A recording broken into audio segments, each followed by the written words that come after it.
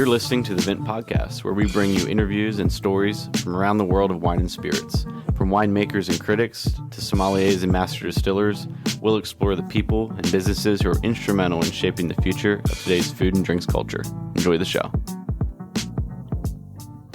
Hey everyone, welcome back to another episode of the Vent Podcast. My name is Brady, joined in Sunny's studio by Billy Galenko. Greetings. Billy, yeah, how are you doing? Very well, very well. It's another exciting week, another exciting interview coming up as well.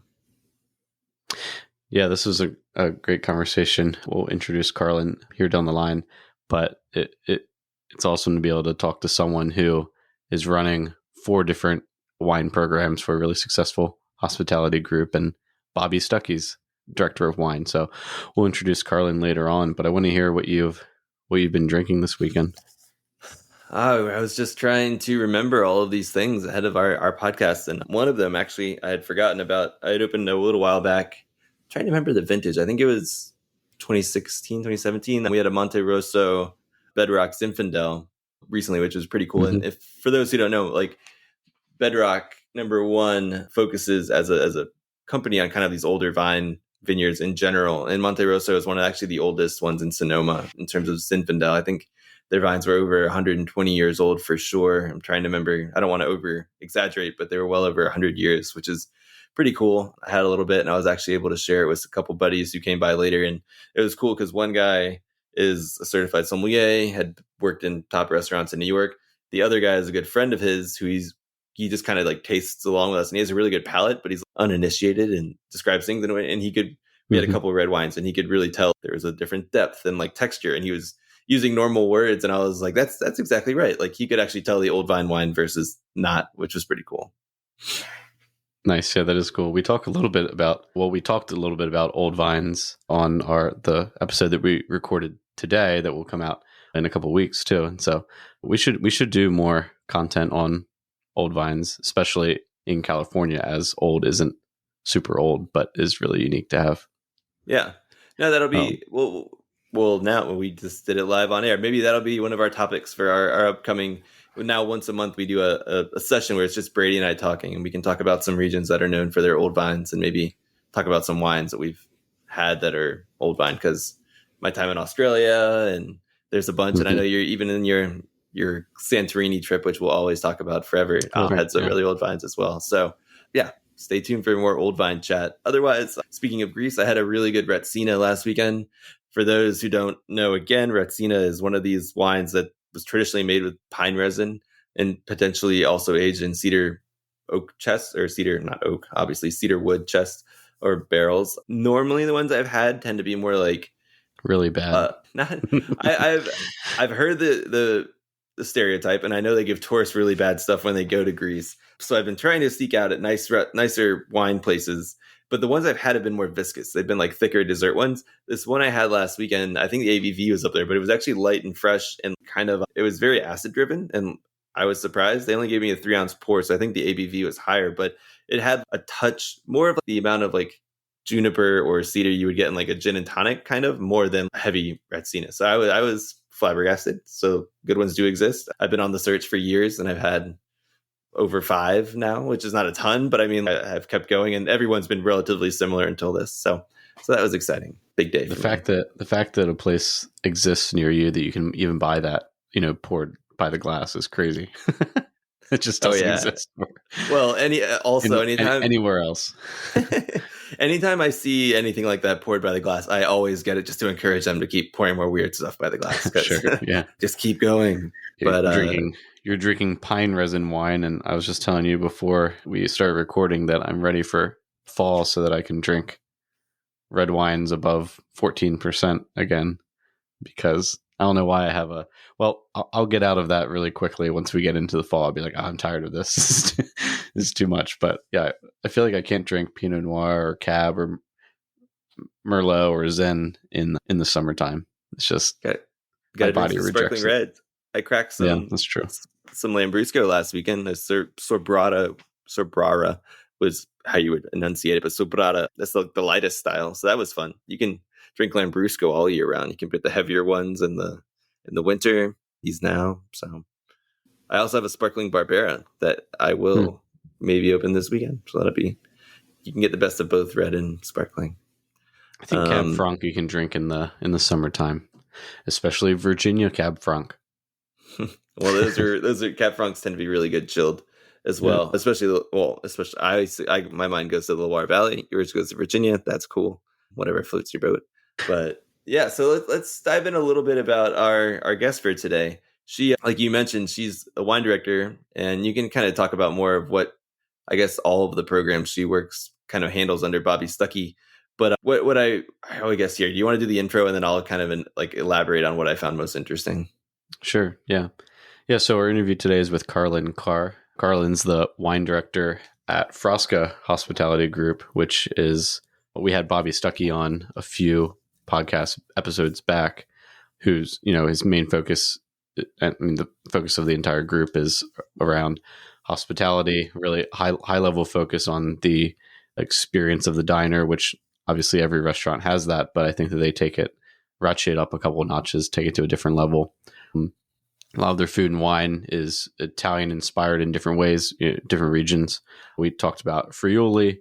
I know that they have, I believe the pizzeria maybe is like a Tuscan style place. Don't quote me on that. We actually might talk about it in this episode. I can't quite recall. But Carlin is the wine director for several of their properties, actually all of their properties, including Tavernetta in Denver, Sunday Vinyl, which is a wine bar in Denver, which Billy and I have visited, Pizzeria Locale, and Frasca Food and Wine, which is their flagship special occasion restaurant. And so, yeah, it was really great to talk with Carlin because she is consummate professional in that she adores wine from everywhere in the world. She's extremely passionate about the guest experience, likes to be hands-on with the other somms on the floor at her restaurants and in teaching and training. But she's also heavily involved with building a wine list that is representative of wines internationally and really broad, and also thinking about the future in building a cellar for the group that, hopefully will carry them forward for 10, 15, 25 years. Yeah, no, she's really, the conversation was great. It brought me back to when I was first starting to study wine and what I heard about somms. Like, she's truly like a somm. Like before it was cool to be a somm, she worked her way up from doing the little things in the kitchen and helping around the restaurant, and worked her way up through service and became a somm that way. So she really learned the nuts and bolts. For anybody who's like, I guess, has been drinking wine for a long time and really appreciated, back in the day when the wine director used to know their list by heart, and they had like carefully crafted it over many years. That's kind of the ethos that she brings, and kind of the point of, I guess, specificity and level of detail they're working on here, which is really cool. You don't see that as much these days, especially as like wine became really popular and being a somm became popular. Now, basically they'll throw, especially after the pandemic, and she gets really into this, they'll basically throw people with limited experience up there, because now maybe after the pandemic, restaurants are carrying less inventory, and they're trying to basically be more lean. There's no need to basically know your, many $1 million, well, I don't know if hers are $1 million, but your extensive cellar where you're buying wine to actually age in order to give people wines at a good price. You only have to know 10 wines that you bought recently, and that's it. That's something. And then the amount she tastes, she just talks about how much she's tasting regularly, and she's, only picking certain qualities. It's really the old school mentality of trying to bring true value and quality to the drinkers at the table.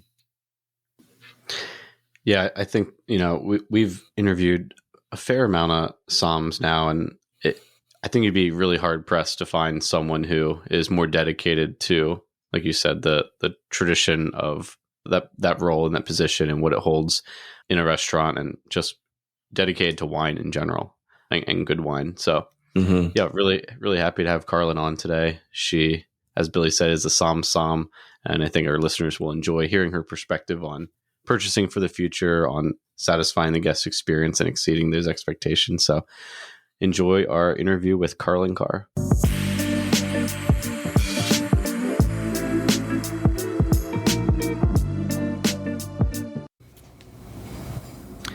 Hey, Carlin, thanks so much for joining us. Thank you. Thanks for having me. Yeah, we recently had, obviously, Bobby Stuckey, and our listeners, I think, really responded well to that episode. And Bobby had mentioned on there that we have to talk to his wine director. And so, yeah, we got in touch and had some good conversation, and yeah, excited to have you on today. Yeah, super excited to be here. Well, I'm hoping that you can give just a brief background of how you came to your position with Frasca, and maybe talk a little bit about Frasca. But I know that you started up Sons and Daughters, a restaurant out in San Francisco. Is that right? Mm-hmm. Yeah, I had been in San Francisco for a few years, and that was actually the first restaurant I worked at, and I was part of the opening team as the general manager and wine director, and that's where I met Bobby. All of my mentors in San Francisco always told me that in terms of mentorship and great wine restaurants, that Bobby was the best and Frasca was the best, and so it was always kind of in the back of my mind.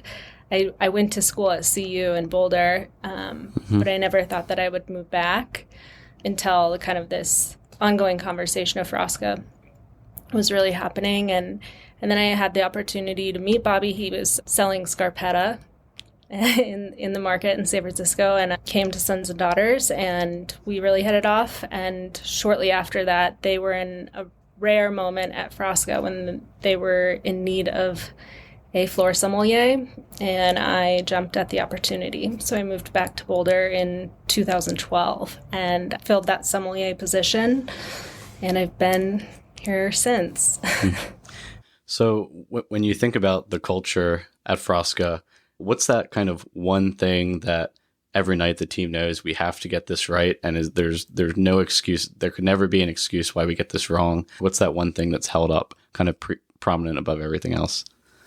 Yeah, I'd say at all of our restaurants, the one thing that matters the most and that, there's no excuse for, that Bobby cares the most about is providing great hospitality. And if a table seems like they're not enjoying something, if they're going downhill, or if they're not liking something, we can always turn it around, is our philosophy. And we can always win them back over. And so that, not doing that, or not attempting that, or not getting management involved, not getting sommeliers involved, if Bobby's there, not having him involved, is a failure.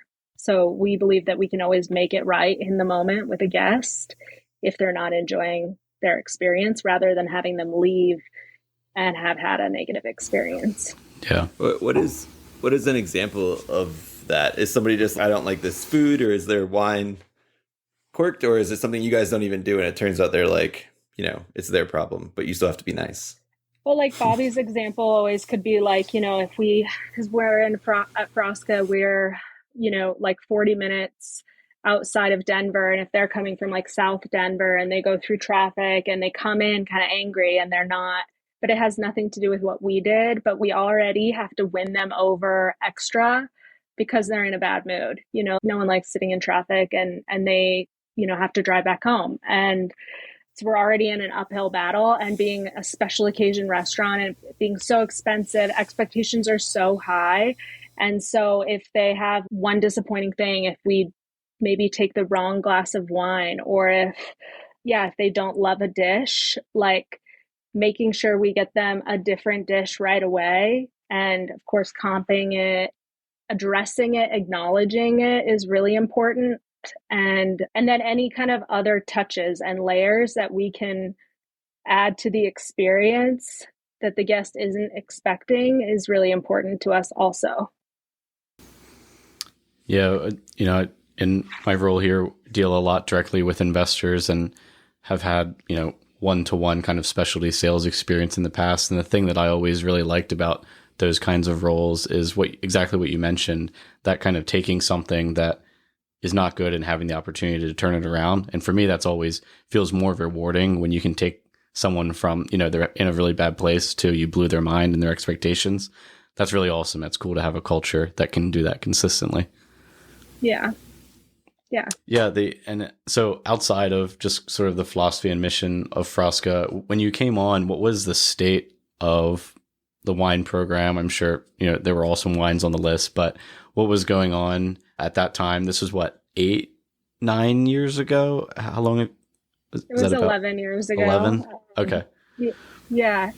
I would say that it was, Frasca was a well-known, really like kind of already legendary wine program, but definitely over the last 11 years, it's definitely blown up in terms of size and inventory.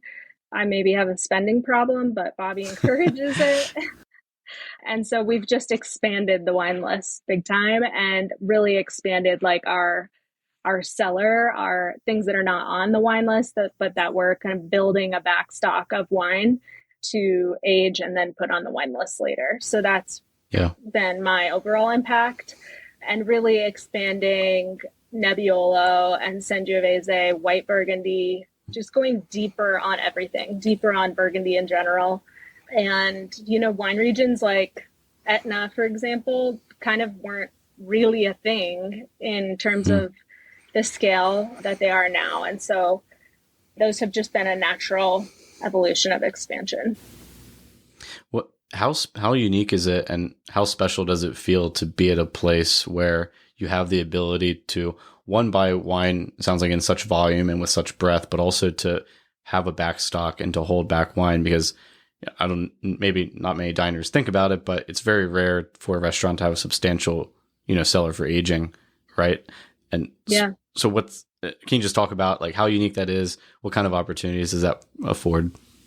It's a huge privilege. It's a big responsibility, but it's really fun. I mean, I think of things like every year we have white truffle and Barolo dinner. And so that is something I'm always thinking about. I buy really large drops of Nebbiolo with that dinner in mind specifically. We do 3 nights, and so I need 48 bottles of every wine that we pour for that dinner. And so I'm always thinking like, 8 years, 10 years out when I'm buying Nebbiolo just for the truffle dinner. And then I also have to think about just for the wine list also, but we have to like sequester truffle dinner wines on their own. So that's just like one thing. And then,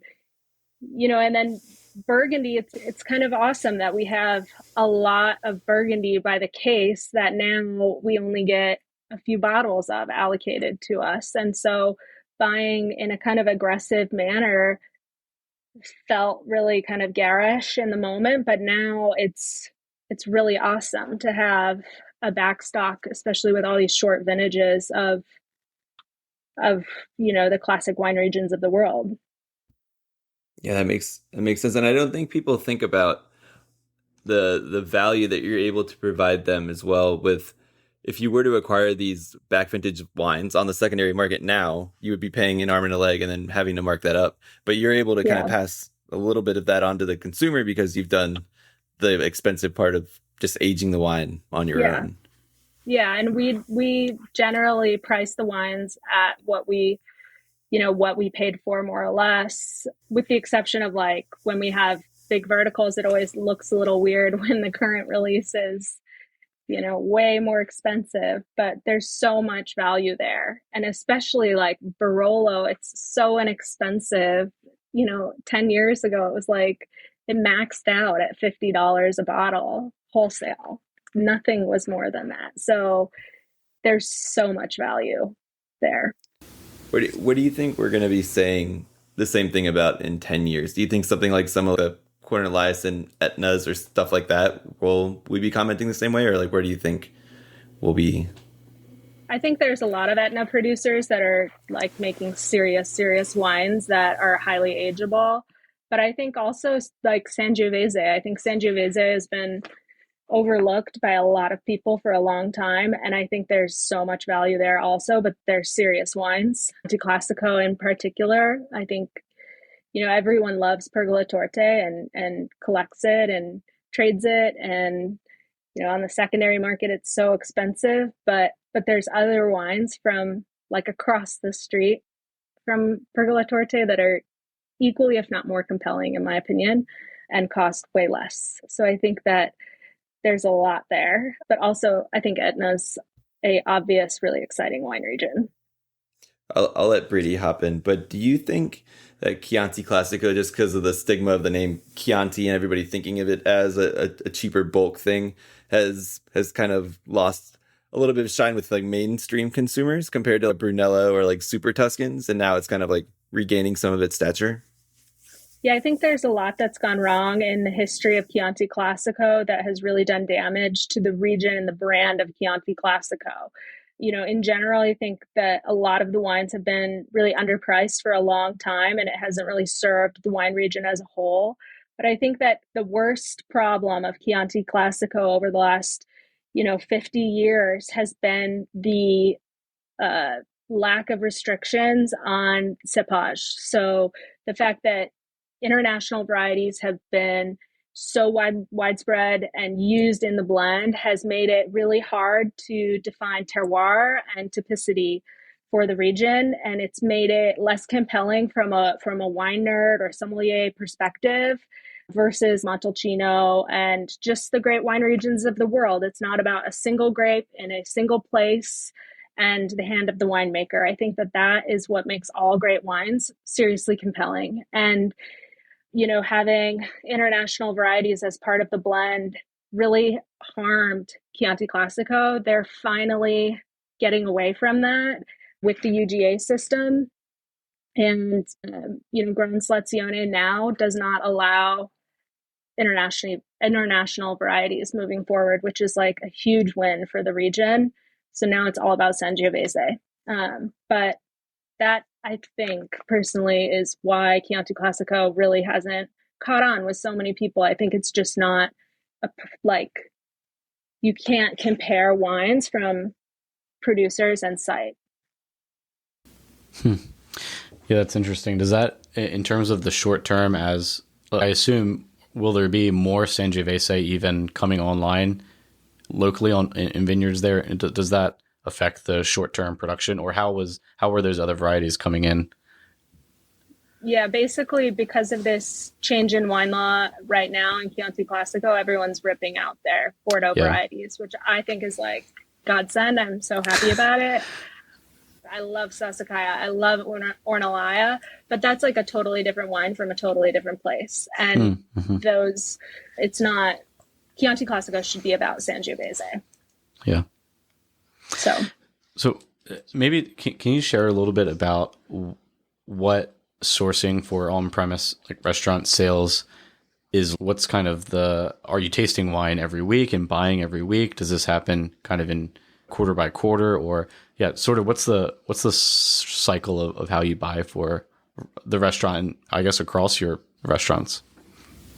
Yeah, so I'm the wine buyer for 4 restaurants, and we have 10 sommeliers that I lead, but I taste wine all the time. I tasted wine this morning with suppliers, and I will taste wine this afternoon. I am always buying and always tasting. I am definitely of the philosophy that more is more, and you get your palate can always be better, and I like to always be tasting. And I also like for my wine team to also always be tasting. And so they're always present as much as possible in tastings. And I buy wine based on the needs of the restaurant. But as we already talked about, we're always building the cellars, particularly at Frasca and Tabernetta, our Italian focused wine program in Denver.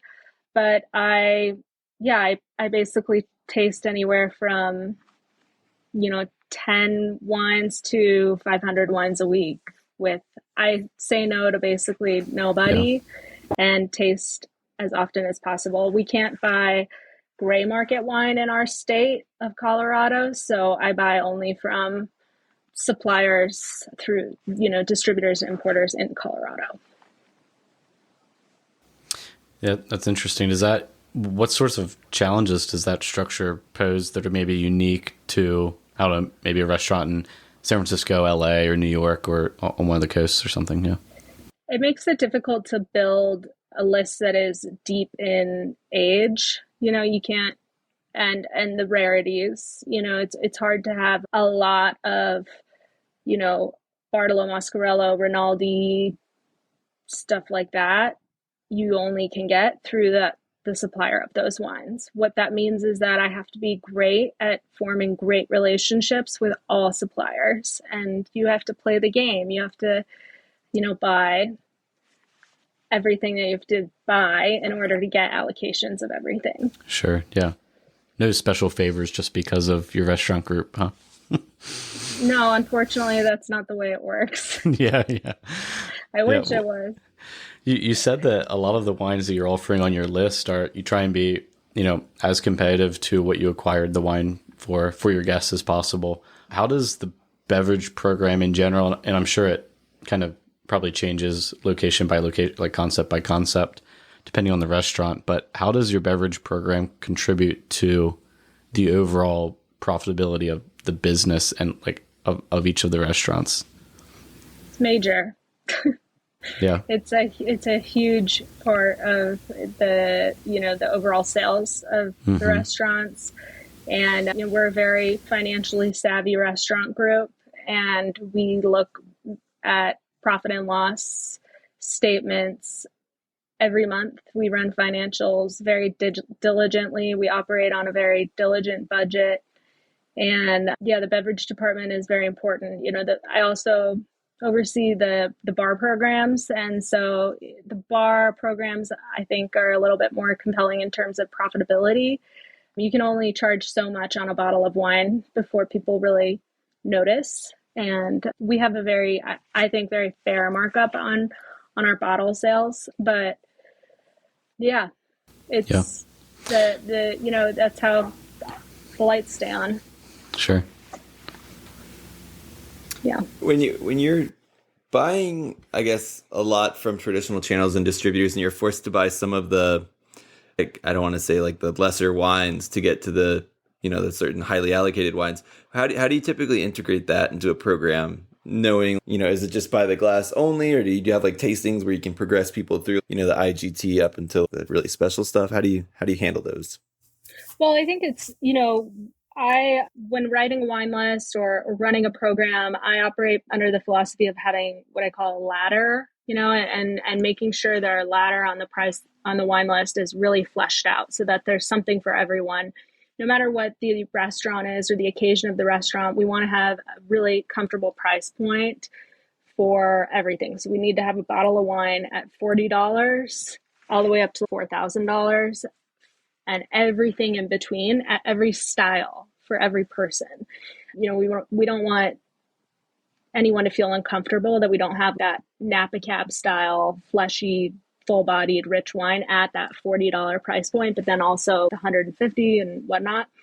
The allocation game thing, I'm also like not one to lean into it in the way that I will not take wines that are not to my standards. I will not buy wine that is not delicious, sound, well-made, great balanced wine that we can all get behind and that the team wants to sell. So if I have to pass on certain wines that I really want because the supplier is like playing a game that I just am not down with, then I will.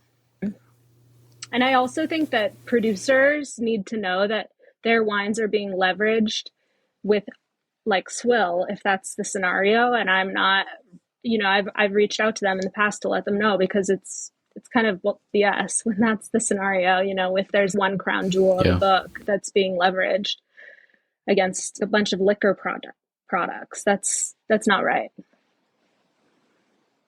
So I just don't do that. Yeah. That really makes sense. And so is typically some of those wines will be put on the list by the glass. And, we're not talking about swill. We're talking about just the wines that, you can get behind and that you had to acquire before the highly allocated stuff. Is that sort of do you have a pretty extensive by the glass list where you can like flesh that out?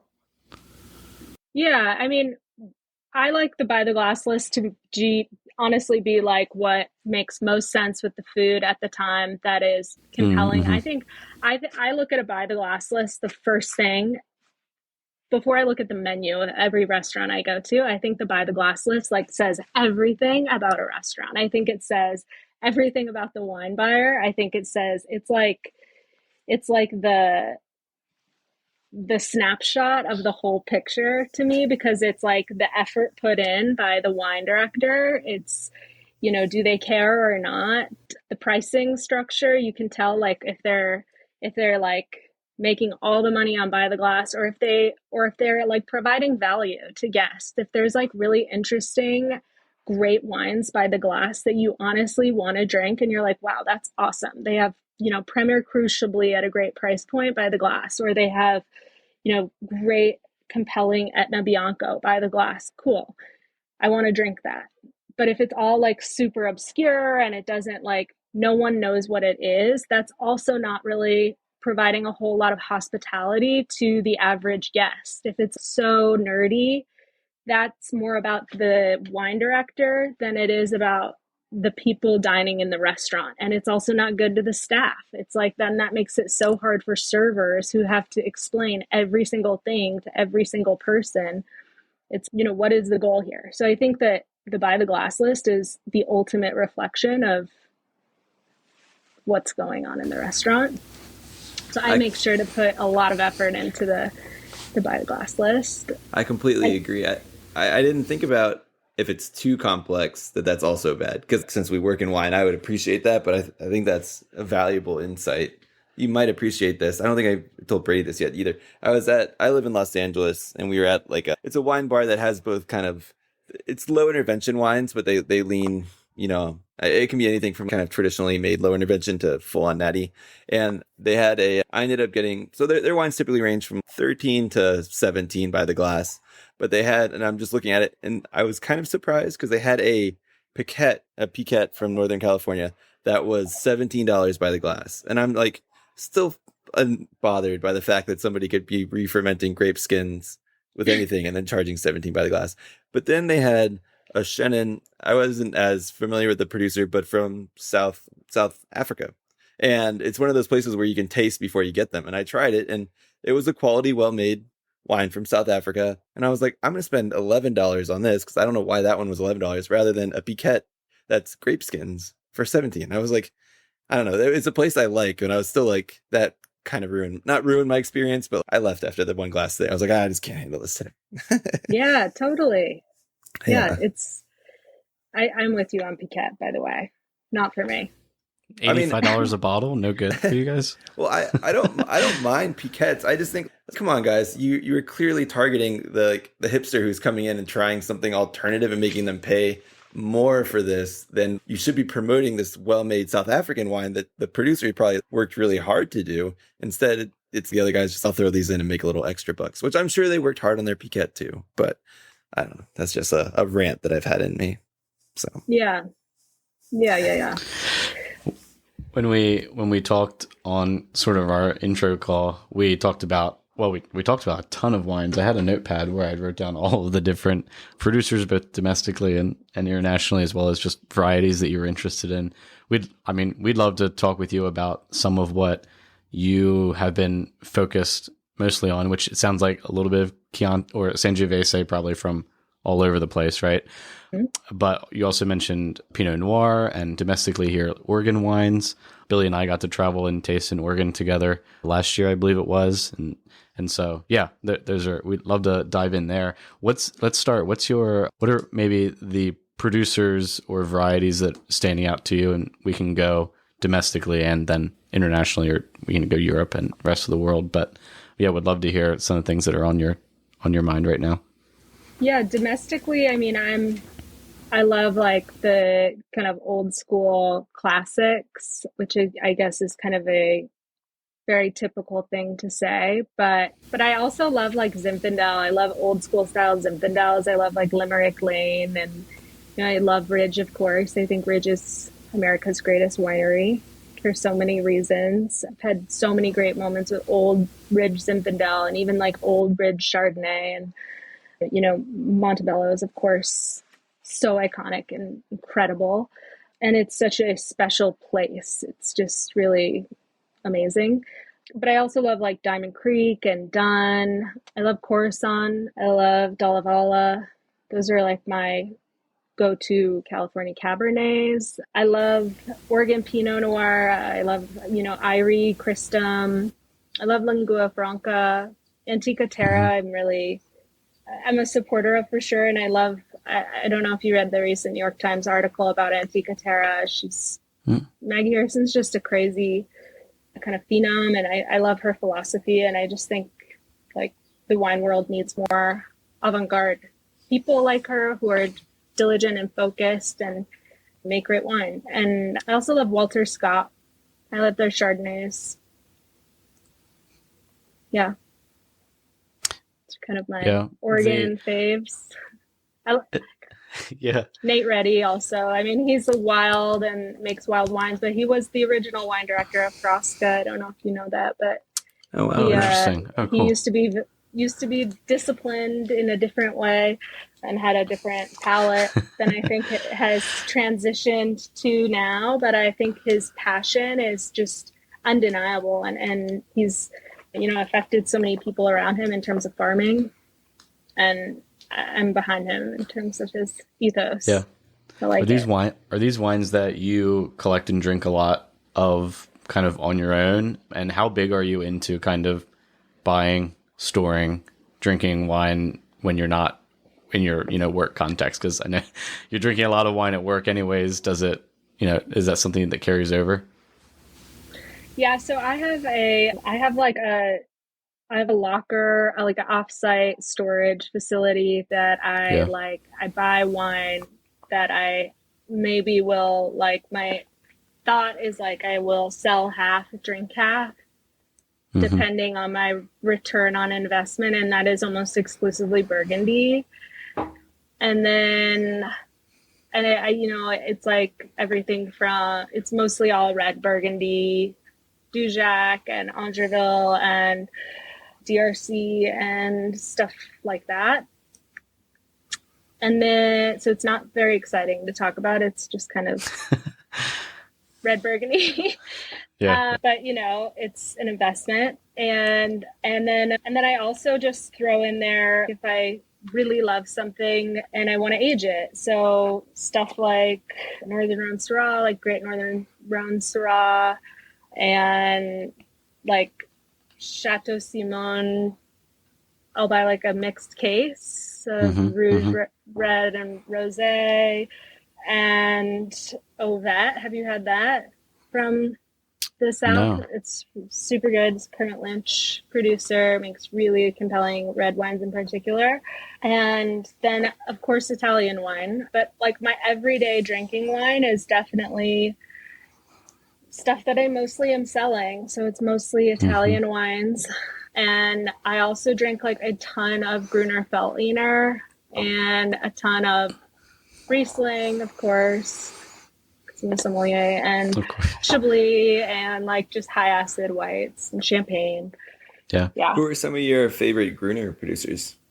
I love all styles of Gruner, first of all, but I really like a heavily extracted Gruner. So I love like Prager and Pichler and Knoll, and I like Peter Fitter Malberg a lot, but that's like a different style for sure. I love, for like great value, I love Ingrid Groys in the Weinviertel. Her wines are just awesome and so inexpensive. Yeah, we don't post these episodes. We just use them for recommendations. For us. Love that. Yeah, but Rudy Pichler and Prager, I just love Altzinger, love. Yeah, I can't get enough. I love it. And I love Gruner because I can honestly love it and drink it all year round.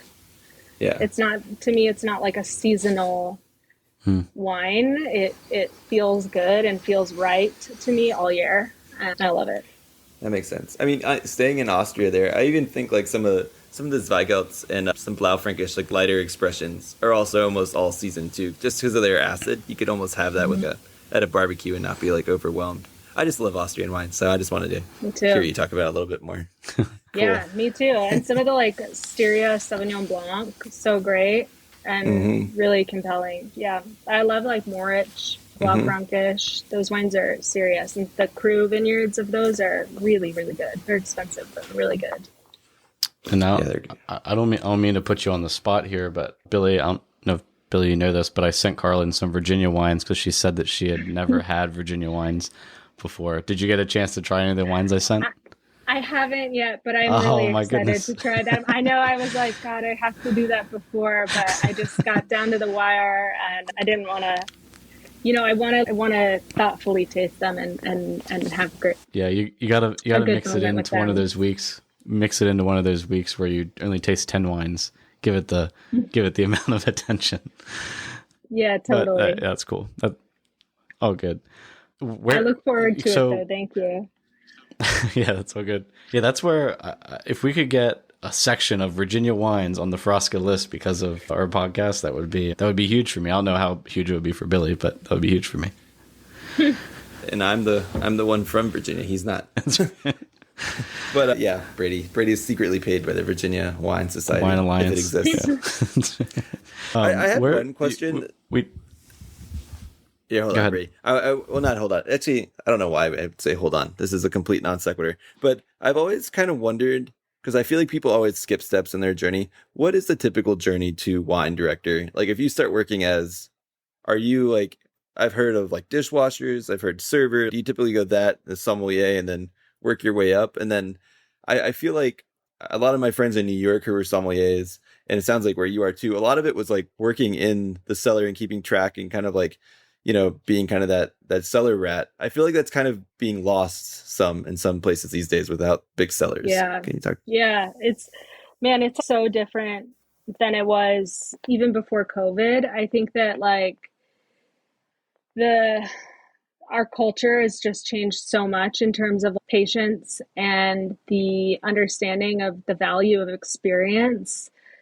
But, traditionally it would be like that you work your way up in the restaurant and then join the wine team or work with sommelier who would train you and then become from server to sommelier and then to become a wine director at like a wine program like Frasca is really, you have to have a huge understanding of numbers, be great at, Excel, be great at relationships. Like so much of my job is external communication. So I get, hundreds of emails a day from suppliers requesting appointments. You have to be great at managing time and be seriously responsive to people. You cannot be flaky. It's such a bad look for the company.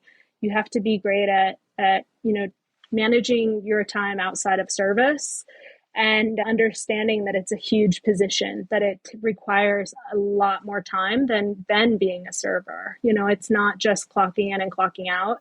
And I think that doesn't really appeal to that many people anymore. To me, I love it. I love everything about it. The financial side of managing like millions of dollars of inventory is a huge undertaking. And I think that also doesn't appeal to that many people. Like inventory sucks and it's not a fun process, but I take that responsibility to heart and I like sorting through Excel spreadsheets, so that doesn't bother me.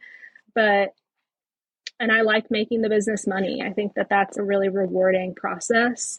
But and then you also have to be a great educator. That's so important. You have to be great at staff training. You have to be great at getting people excited about wine and teaching them how to communicate about wine. And so you kind of have to be like a school teacher also. So there's a lot that goes into it. A lot of people post COVID went from like assistant sommelier to wine director like that. Mm-hmm. Or bartender to wine director, and it's like kind of crazy. And you go to major markets like New York City and almost everyone is a first-time wine director of 2-3 Michelin star restaurants. It's nuts right now. It's super, because everyone that was experienced in restaurants after COVID, that they all left, and so they just left the industry. And so it's just a really weird moment right now in our industry, and in particular, like in wine departments. There's not a whole lot of experience. Yeah, I didn't really think about the impact of COVID on that. Yeah, go ahead, Brittany. Yeah, I was gonna say I know Bobby did a lot around COVID in terms of stuff with the industry, and so I imagine that your staff there was a lot of resilience within your restaurant group. Is that right? Or, were you guys kind of affected by some of that as well? It seems like you were resilient there. We were, we are super lucky to have the leadership we do, but we were, like every restaurant, seriously affected. We experienced major turnover. The restaurant industry just got demolished, and it still is like, the workforce today is totally different than it was 3 years ago or 4 years ago. And it's just a completely different experience managing individuals today than it was then. And the expectations of staff are totally different. And so we have to be totally different. So it's just all about changing and adjusting and changing management styles. But retention is really hard, and no one wants to work in restaurants anymore. There's just this huge stigma against it, no matter what kind of company you are. Like, I believe that I know we're such a great company to work for. We have such great benefits, and I'm still in it. Like, I'm not a crazy person, and I like it. And it's really rewarding for so many people, and it provides a great lifestyle. And it's tough though. It's tough times for sure. Yeah. Yeah. Does that affect, and it's kind of hard to think through, but how does that affect the way that you look at your career over the next 5, 10, 15, 20 years as you continue to grow in this role and, potentially another kind of role? I mean, wine director at Frasca has to be a sort of a dream job for you. So I don't know how you think through that, but how does it affect prospects at the very top level of the industry? What would I do next, or what? I don't want, no, I'm not looking for you to tell us, if you'd like to leave Frasca, because I assume that you're very happy, but just kind of your perspective on the folks that are seasoned, who have had legitimate experience at top groups, in top positions. Are those people still there, or is there a high turnover rate as well for those who have been in the industry for 20 years? I think people just got out of the industry and went and did kind of all different kinds of stuff, or went and worked for wine directors. I think there's a kind of transition to private client management, or auction house work and stuff like that, which I totally understand. For me, it's just not as compelling. I really love the people aspect. I love training people. I love also just interacting with the volume of producers that I get to, and the volume of guests that I get to interact with. It's a serious relationship-based business, and it's awesome. I like it. I like training sommeliers too, and seeing people's growth trajectory is really exciting to me, and that appeals to me.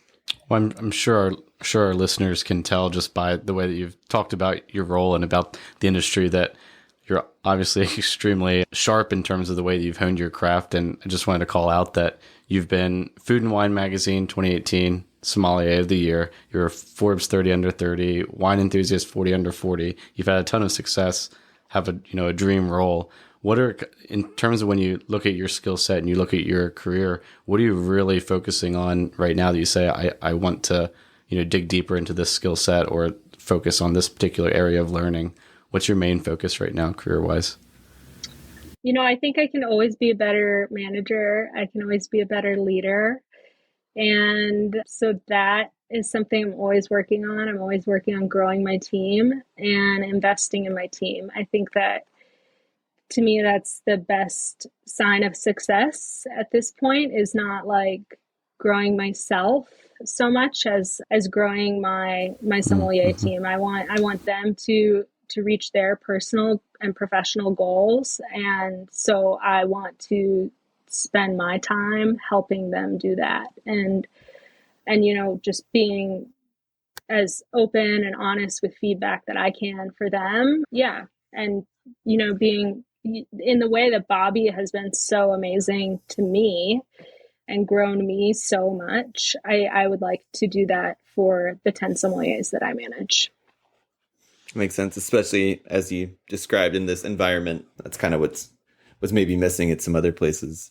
One question I have, we don't normally ask folks this because it's really kind of hard, but what and I'm not going to say your favorite of all time, but what are some of the most memorable wines? I feel like you taste so many wines. What are some of your most memorable that you just, and I know this comes and goes, but what are some of the most memorable wines you've ever had, and what blew you away? Was it the environment, the wine itself? What was it?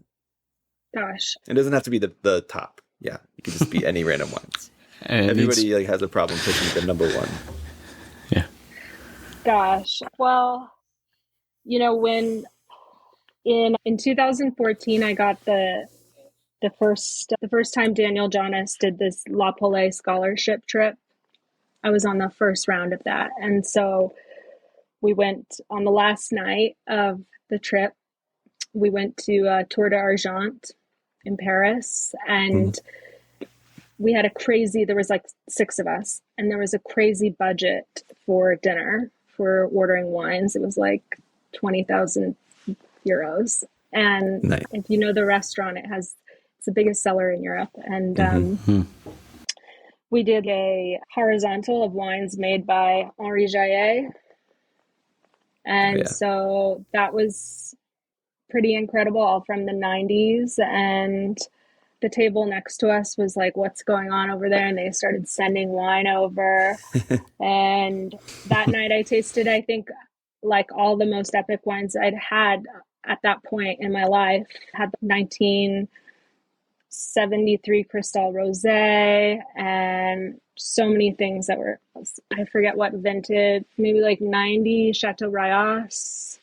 Just so many incredible wines. But the Jaillet experience was definitely amazing and incredible. I also love any chance I get to taste Arnaud Ant Marceau these days. It's like this elusive producer for me today. I can't get any, and I love it.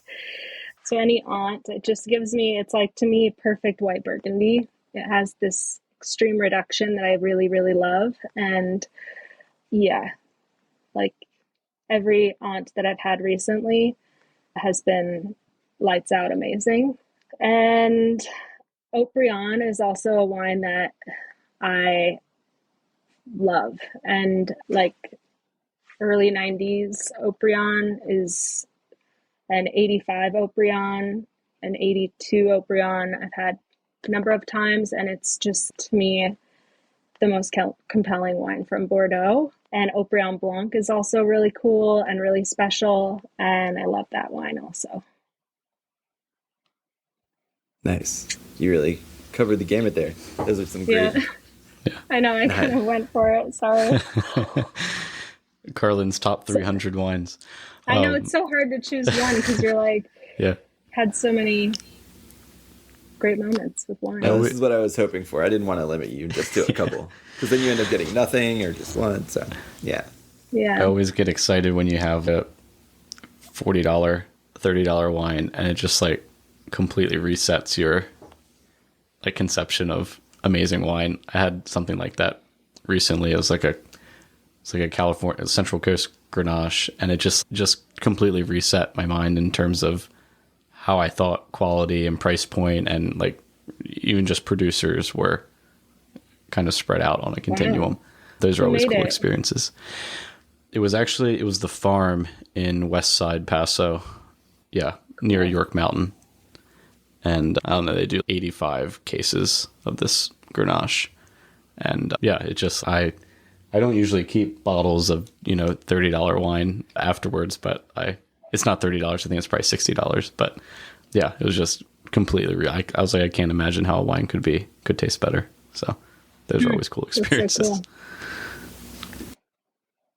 Awesome. Go ahead, Billy. I was just going to say, I like how Carlin told us the stories about these amazing wines that were very far from $40. And you're like, yeah, I love it when I have $40 wines. Yeah. I know. That's awesome. Yeah. Well, when the Vint podcast blows up and we can go over and do that same horizontal, then we'll have similar answers. Gosh, that will never happen to me again. Yeah. Man, thanks so much for coming and chatting with us. I think that both you and Bobby, and it sounds like just based on the culture there, that everyone, your restaurant group really embodies. I think I'll speak for me like how we would like the restaurant and like on-premise wine sales and like wine world within the restaurant industry look. Yeah, it seems like you guys really embody that, and you're so sharp and you know so much about all these regions, and it's nice to see someone who takes that role so seriously and providing a really quality customer experience around wine. So really appreciate you coming and sharing with us about that. Thank you. I appreciate it. Thanks for having me. And yeah, we'll definitely stay in touch. Yeah. Yeah, thank you.